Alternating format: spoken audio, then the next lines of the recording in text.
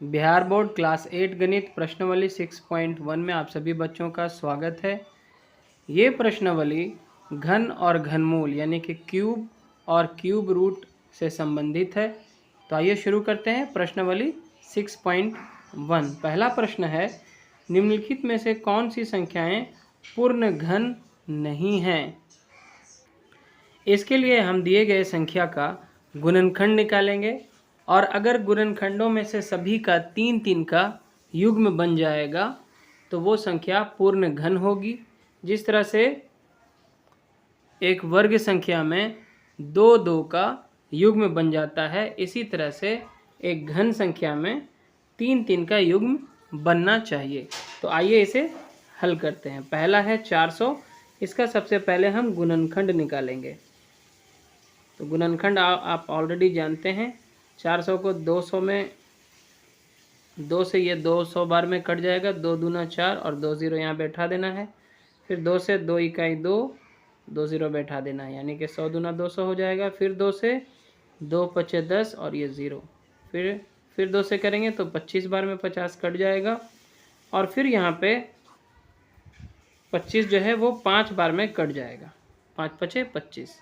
तो कुल मिलाकर यहाँ पे जो हमारा गुणनखंड आता है वो आता है 2 गुना 2 गुना 2 गुना 2। देखिए यहाँ पे 4 बार 2 आया है और 2 बार 5 आया है। इसमें 3 का जब हम युग्म बनाएंगे तो केवल 2 का ही एक युग्म बन पाता है। फिर यहाँ पे ये 2 अकेला रह जाता है और ये जो 2 5 है इसका भी 3 का युग्म नहीं बन पाता है। तो यहाँ हम लिख सकते हैं कि 400 का गुणनखंड करने पर इनके अभाज्य गुणनखंड में 3 का समूह सिर्फ इस वाले 2 का हो रहा है ना, जबकि इस 2 का और 5 का नहीं हो पा रहा है 3 का समूह। ठीक है, अतः 400 पूर्ण घन नहीं है। और अब हम इसी का दूसरा नंबर देखते हैं। यहाँ पे है 342। 342 के अभाज्य गुणनखंड निकाल लेते हैं पहले। इसमें 2 से भाग लग जाएगा, 2 इकाई 2, 1 लेकर के 14 हो जाएगा, 2 सत्ते 14, 2 इकाई 2। ठीक है, अब यहाँ पे ये 2 से भाग नहीं लग रहा है, इसके अंकों का योग जो है 7 1 8 1 9 है, 3 से लग जाएगा। तो 3 पचे 15, 2 बच जाएगा, 2 पर 1 21, 3 सत्ते 21। फिर इसमें 3 से भाग लग रहा है क्योंकि इसके अंकों का योग 7 5 12 है, तो हो जाएगा 3 इकाई 3, 3 9 27। ठीक है, तो यहाँ पे ये निकल के आ जाता है 2 गुना 3 गुना 3 गुना 19। यहाँ पे जो इसके अभाज्य गुणनखंड है इसमें से किसी का भी 3 का समूह नहीं बन पा रहा है, अतः ये क्या है, पूर्ण घन नहीं है। आप चाहें तो इसमें पूरा लिख सकते हैं। 342 का गुणनखंड करने पर इनके अभाज्य गुणनखंडों का 3 का समूह नहीं बनता है, अतः 342 पूर्ण घन नहीं है। और अब हम इसका तीसरा नंबर देखते हैं, जो कि इस तरह से, चलिए यहीं पे कर लेते हैं। इसका अभाज्य गुणनखंड निकालते हैं। 2 से भाग लग रहा है, 2 तिया 6, 2 चौके 8, 2 तिया 6, 2 0 यहाँ पे डाल देंगे। फिर 2 से 2 इकाई 2, 2 सत्ते 14, 1 लेकर के ये 4 14 हो जाता है। फिर 2 इकाई 2, 1 लेकर के 10 हो जाएगा, 2 पचे 10, ये 0 उतर जाएगा। ठीक है, फिर 2 से लगाएंगे, 2 8 16, 1 लेकर के हो जाएगा 11, 2 पचे 10, 1 लेकर हो जाएगा 15, 2 सत्ते 14, 1 लेकर के हो जाएगा 10, 2 पचे 10। अब यहाँ पे 2 से तो भाग नहीं लग रहा है, 3 से चेक कर लेते हैं। 8 5 13 7, 20 5 25 नहीं लग रहा है। अब सीधा 5 से लगाएंगे। 5 इकाई 5, 3 लेके 35, 5 सत्ते 35, 5 इकाई 5, 2 लेके 25, 5 पचे 25। फिर 5 से इसमें भाग लग जाएगा। देखिए 5 तिया 15, 2 बचेगा, 2 पर 1 21, 5 चौके 20 लगाएंगे और 1 बचेगा, 1 पर 5 15 हो जाएगा, 5 तिया 15। ठीक है, और अब हम इसमें 7 से भाग लगाएंगे, 5 से नहीं लगेगा। 7 चौके 28 होगा, 34 में से 28 जाएगा, 6 बचेगा, 6 पर 3 63, 7 9 63 और फिर 7 सत्ते 49, इतना आता है। इसके जो अभाज्य गुणनखंड आ गए, कितने कितने आ गए, 2 गुने 2 गुने 2। ठीक है, फिर आ गया 5 गुने 5 और उसके बाद आ गया है 7 गुने 7 गुने 7 3 बार। ठीक है, 7 गुना 7 गुना 7। क्लियर है। इसमें से 2 का देखिए 3 का समूह बन गया और 7 का भी 3 का समूह बन जाता है, लेकिन 5 का नहीं बनता है। तो इसे हम इस प्रकार लिख सकते हैं 68,600 का गुणनखंड करने पर इनके अभाज्य गुणनखंडों में केवल 5 और 7 का। तो इसे इस प्रकार हम लिख सकते हैं 68,600 का गुणनखंड करने पर इनके अभाज्य गुणनखंडों में केवल 2 और 7 का 3 का समूह बनता है और 5 का नहीं। अतः 68,600 पूर्ण घन नहीं है। और अब हम इसका चौथा नंबर सॉल्व कर लेते हैं। इसका जब हम गुणनखंड निकालते हैं देखिए कैसे होगा। 2 इकाई 2, 2 तिया 6, 1 लेके 14 बन जाएगा। 2 सत्ते 14, 2 दूना 4। फिर 2 से भाग लग रहा है, 2 छक्के 12, 1 लेकर के 17 हो जाएगा। 2 अठी 16, 1 लेके 12 हो जाएगा। 2 छक्के 12। फिर 2 से इसमें भाग लगाइए, 2 तिया 6, 2 चौके 8, 2 तिया 6। अब यहाँ पे एक ही बार 7 से भाग लग रहा है। 7 चौका 28, 6 बचेगा। 34 में से 28 जाएगा तो, और उस पर 3 63 हो जाएगा। 7 नवा 63 और फिर 7 सत्ते 49। यहाँ पे इसका जो अभाज्य गुणनखंड निकल के आया है वो आता है 2 गुना 2 गुना 2 गुना 7 गुना 7 गुना 7। यहाँ पे देखिए इसका भी 3 का समूह बन गया और इसका भी 7 का भी 3 का समूह बन चुका है। अतः इसे हम लिख सकते हैं कि 2744 का गुणनखंडन करने पर गुणनखंडों का 3 का समूह बन जाता है। देखिए यहाँ पे 2 का भी 3 का समूह बन गया और 7 का भी 3 का समूह बन गया है। ठीक है, अतः 2744 या फिर कहें कि 2744 एक पूर्ण घन है। अभी तक में सिर्फ यही एक ऐसा नंबर था, 4 नंबर, जो एक पूर्ण घन है। बाकी के तीनों जो थे शुरू के वो पूर्ण घन नहीं हैं। और क्वेश्चन में हमसे पूछा जा रहा है कि इनमें से कौन कौन पूर्ण घन नहीं हैं, तो जो नहीं है उन्हीं का उत्तर में नंबर आएगा। और अब हम इसका 5वां नंबर देखते हैं। यहाँ पे है 800। इसका अभाज्य गुणनखंड पहले निकाल लेते हैं। 2 से ये 400 बार में कट जाएगा, फिर 2 से ये 200 बार में कट जाएगा, फिर ये 2 से 100 बार में कट जाएगा, फिर 2 से ये 50 बार में, फिर ये 2 से 25 बार में कट जाएगा। अब जो है ये 5 से कटेगा, 5 से 5 बार में। तो इसके जो अभाज्य गुणनखंड प्राप्त हो गए हमें, देखिए 1 2 3 4 5 बार 2 आता है। 1 2 3 4 5 और फिर 5 गुना 5। तो यहाँ पे देखिए एक ही बार जो है 2 का 3 का समूह बन पाता है। यहाँ पे 2 जो है 2 बार रह जाता है, 3 का समूह नहीं बन पाता। और यहाँ पे 5 का भी समूह 3 का नहीं बन पाता है। तो यहाँ पे हम इस प्रकार लिख सकते हैं 800 के गुणनखंड करने पर सभी गुणनखंडों का 3 का समूह नहीं बन पाता है। अतः 800 पूर्ण घन नहीं है। और अब हम 1 का छठा नंबर देखते हैं। इसके अभाज्य गुणनखंड पहले आप निकाल लें। 2 से देखिए 2 दूना 4, 2 तिया 6, 2 तिया 6, 2 दूना 4, 1 लेके 16 हो जाएगा। 2 अठी 16। फिर 2 से लगाते हैं, 2 इकाई 2, 2 इकाई 2, 1 लेके हो जाता है 13, तो 2 छके 12। फिर 1 लेके हो जाएगा 12, 2 छके 12 और 2 चौके 8। फिर 2 से लग रहा है, 2 पचे 10, 1 बच जाएगा, 1 लेके 16 हो जाएगा। 2 अठी 16, 2 तिया 6, 2 दूना 4। फिर 2 से लगाते हैं, 2 दूना 4, 1 लेकर के 18 हो जाएगा। 2 नवा 18, 2 इकाई 2, 1 लेके 12 हो जाएगा। 2 छके 12। फिर 2 से इसका भाग लग रहा है, देखिए 2 इकाई 2, 2 चौके 8, 1 लेके हो जाएगा 11, तो 2 पचे 10, 1 लेके 16, 2 अठी 16। फिर 2 से 2 सत्ते 14, 2 दूना 4, 1 लेके 18, 2 नवा 18। अब इसमें जो है 2 से भाग नहीं लगेगा। इसके अंकों का योग कितना हो रहा है? 7 दूनी 9, 9 18, यानी कि 3 से यह भाग लग जाएगा। चूँकि 18 में 3 से भाग लग जाता है तो 3 दूना 6, 1 लेके 12 हो जाएगा। 3 चौके 12, 3 तिया 9। अभी भी 3 से भाग लग रहा है। 3 अठी 24, 3 इकाई 3। फिर 3 से भाग लग जाएगा। 3 दूना 6, 3 दूना 6, 2 लेकर के 21 बन जाएगा। तो 3 सत्ते 21 और इसको आगे बढ़ाएंगे तो हो जाएगा 3 नवा 27 और फिर 3 तिया 9। तो इस तरह से यहाँ पे इसके अभाज्य गुणनखंडों को पहले देख लेते हैं कितने हैं टोटल। यहाँ पे देखिए 1 2 3 4 5 6 बार 2 है। तो इसको यहाँ पे लिख लेते हैं 2 गुना 2 गुना 2 गुना 2 गुना 2 गुना 2, 6 बार लिख लिए। उसके बाद है हमारा 3, कितना बार है देखिए 1 2 3 4 5 और ये 6 बार कुल मिला के देख लीजिए। और अब हम 3 को देखते हैं, 1 2 3 4 5 6 बार, तो 3 भी 6 बार है, तो यहाँ पे हम 3 को भी 6 बार लिख देते हैं, 1 2 3 4 5 6, ठीक है। तो यहाँ पे 3 का समूह ये बन गया, फिर ये 3 का समूह, फिर ये 3 का समूह और ये भी 3 का समूह बन गया।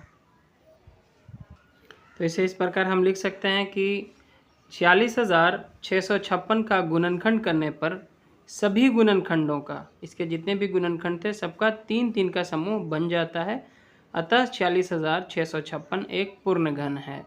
तो अभी तक 4 नंबर और 6 नंबर ही पूर्ण घन है, बाकी सारे पूर्ण घन नहीं थे। और एक का जो 7वां नंबर था वो था यहाँ पे देखिए 4,08,375। इसके अभाज्य गुणनखंड हमने इस प्रकार से निकाले, आप भी इसे चेक कर सकते हैं। देखिए 3 से सबसे पहले इसमें भाग लगाएंगे तो 3 इकाई 3, 1 लेकर के हो जाएगा 10, 3 तिया 9, 1 लेके हो जाएगा 18, 3 छके 18, फिर 3 इकाई 3, 3 दूना 6, 1 बच जाएगा, 1 पर 5 15 हो जाएगा, 3 पचे 15, फिर 3 से भाग लगाएंगे, 3 चौके 12, 1 बच जाएगा, 1 पर 6 16 हो जाएगा, 3 पचे 15, 1 बचेगा, 1 पर 1 फिर 11 बच जाएगा, तो 3 तिया 9, 2 बचेगा, 2 पर 2 22 हो जाएगा, 3 सत्ते 21 लगेगा, 1 बच जाएगा, 1 पर 5 15, 3 पचे 15, फिर 3 से भाग लगाएंगे, 3 इकाई 3, 1 लेके 15 हो जाएगा, तो 3 पचे 15, फिर 3 इकाई 3, 3 दूना 6 लगेगा, 7 में से 6 जाएगा, 1 बचेगा, 1 पर 5 15 हो जाएगा, 3 पचे 15, फिर यहाँ पे देखिए 5 से भाग लगाएंगे, 5 तिया 15, उसके बाद 1 उतारेंगे तो भाग नहीं लगेगा, फिर 0 देना होगा, फिर 2 उतारेंगे तो 5 दूना 10, 2 बच जाएगा, और 2 पर 5 25, तो 5 पचे 25, ठीक है। फिर इसमें 5 से भाग लगाएंगे आप, तो 5 छके 30 जाएगा, 2 में जो है भाग लगेगा नहीं, तो 0 दे के आप 5 उतारेंगे, फिर 5 पचे 25, यानी कि 605 में 5 से गुना करने पर आएगा 3025।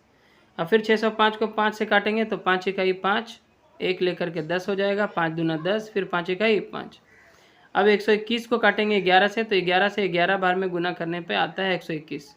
तो यहाँ पे जो इसके अभाज्य गुणनखंड हो गए, यहाँ पे देखिए 3 जो है 3 बार, 5 3 बार और 11 2 बार आते हैं। इसमें से 3 का जो है 3 का समूह बन जाता है, 5 का भी 3 का समूह बन जाता है, लेकिन 11 का 3 का समूह नहीं बन पाता है। तो हम लिख सकते हैं कि 4,08,375 का गुणनखंड करने पर केवल 3 और 5 का 3 का समूह बनता है, 11 का नहीं। अतः 4,08,375 एक पूर्ण घन नहीं है। और अब हम 1 का 8वां नंबर देखते हैं, यहाँ पे है 9,000, ठीक है। 2 से भाग लगाएंगे इसमें, 2 चौके 8, 1 लेके 10 हो जाएगा, 2 पचे 10, 2 0 उतार देना है, फिर 2 से 2 दूना 4, 2 दूना 4, 1 लेके 10, 2 पचे 10, 1 0 उतार देना है, फिर 2 से 2 इकाई 2, 2 इकाई 2, 2 दूना 4, 1 लेके 10 हो जाएगा, 2 पचे 10। अब यहाँ पे देखते हैं कि 3 से भाग लगेगा कि नहीं, 5 2 7, 1 8 1 9, हाँ 3 से भाग लग रहा है, 3 तिया 9, 2 बचेगा, 2 पर 2 22, 3 सत्ते 21, 1 बच जाएगा, 1 पर 5 15, 3 पचे 15, फिर से 3 से चेक कर लीजिए, 7 3 10 5 15, 15 में 3 से भाग लग जाता है, मतलब 375 में भी लगेगा। फिर से 3 से करेंगे, 3 इकाई 3, 3 दूना 6, 1 लेके 15, 3 पचे 15। अब हम इसमें 3 से भाग नहीं लगा पाएंगे, क्योंकि इसके अंकों का योग 5 2 7 1 8 ही हो रहा है, जो 3 से कटता नहीं है। तो अब 5 से लगेगा, 5 दूना 10, 5 पचे 25, और फिर 5 पचे 25। तो इसके अभाज्य गुणनखंड कितने आ गए, देखिए 2 गुना 2 गुना 2 3 बार है, फिर है 3 गुना 3 2 बार, ठीक है, और उसके बाद है गुना 5 गुना 5 गुना 5, ठीक है, 3 बार 5 है। तो 2 का 3 का समूह बन गया, 5 का भी 3 का समूह बन गया, लेकिन ये 3 का समूह नहीं बन पाया। तो इसे इस प्रकार हम लिख सकते हैं, 9,000 का गुणनखंड करने पर केवल 2 और 5 का 3 का समूह बनता है, 3 का नहीं, अतः 9,000 एक पूर्ण घन नहीं है। सो स्टूडेंट्स, क्वेश्चन में था कि निम्नलिखित में से कौन कौन सी संख्याएं पूर्ण घन नहीं हैं। तो यहाँ पे हमने देखा कि 4 और 6 ही पूर्ण घन थे। बाकी सभी जो नंबर्स थे 1, 2, 3, 5, 7 और 8, ये इतने सारे जो हैं पूर्ण घन नहीं हैं। मतलब 4 और 6 को छोड़कर सभी जो नंबर्स दिए गए थे उनमें से कोई भी पूर्ण घन नहीं है, केवल 4 और 6 ही पूर्ण घन थे। और अब हम इसकी प्रश्न संख्या 2 देखते हैं। वह सबसे छोटी संख्या ज्ञात कीजिए जिसे निम्नलिखित संख्याओं से गुना करने पर पूर्ण घन प्राप्त हो जाए। ठीक है, हमें एक ऐसी संख्या बतानी है जिससे इस संख्या में जब गुना किया जाए तो वह पूर्ण घन बन जाए। तो इसके लिए भी हम पहले गुणनखंड निकालेंगे इन संख्याओं का। आइए इसे सॉल्व करते हैं। इसका जो पहला नंबर है वो है 320। पहले इसका अभाज्य गुणनखंड निकाल लेते हैं। 2 से ये एक बार में लगेगा, 2 इकाई 2, एक लेके हो जाएगा 12, 2 छके 12, ये 0 उतर जाएगा यहाँ पे। 2 8 16, ये 0 आ जाएगा। फिर 2 से 40 बार में, 2 से 20 बार में, फिर 2 से ये 10 बार में, और फिर ये 2 से 5 बार में। ठीक है, तो इसके जो अभाज्य गुणनखंड आ गए यहाँ पे देखिए 1 2 3 4 5 6 बार 2 आ जाता है। 1 2 3 4 5 6 और एक बार 5 है यहाँ पे। इनमें जो 3 3 का समूह जब करेंगे तो 2 बार जो है 3 3 का समूह बन जाता है, लेकिन 5 का यहाँ पे समूह नहीं बन पाता। यहाँ पे 5 2 बार और होने से इसका समूह बन जाता। तो इसे हम इस प्रकार लिख सकते हैं, इनमें 5 3 के समूह में नहीं आ रहा है, अतः 320 एक पूर्ण घन नहीं है। इसे पूर्ण घन संख्या बनाने के लिए 2 और 5 की आवश्यकता है। यहाँ पे 5 गुना 5 2 बार और चाहिए। इस स्थिति में क्या हो जाएगा, 320 में 2 बार और 5 से गुना हो जाएगा। गुना 5 जब कर देंगे तो इसके जो गुणनखंड निकल के आएंगे वो यही रहेगा, और फिर 5 जो है वो 3 बार हो जाएगा। 5 गुने 5 भी हो जाएगा। और इस स्थिति में अब ये बन जाएगा 320 पहले से था जिसके गुणनखंड इतने थे, 3 बार 2, फिर यहाँ पे 3 बार और 2 और एक बार 5 था। लेकिन जब हम इसमें 5 गुना 5 गुना कर देते हैं तो यहाँ पे 5 का भी 3 का समूह बन जाता है ना। और इस प्रकार जो ये संख्या बनेगा 320 में जब आप 25 से गुना कर लेंगे तो बन जाएगा 8000, जो कि एक पूर्ण घन संख्या है। अतः अभिष्ट संख्या क्या होगी, 5 गुने 5 यानी कि 25 होगी। देखिए, जब हमने इसका अभाज्य गुणनखंड निकाला तो 2 का 3 का समूह बना, फिर एक बार 2 का 3 का समूह बना, लेकिन 5 एक ही बार था। इसमें 2 बार 5 और चाहिए था, तो 5 गुना 5 हो जाता है 25।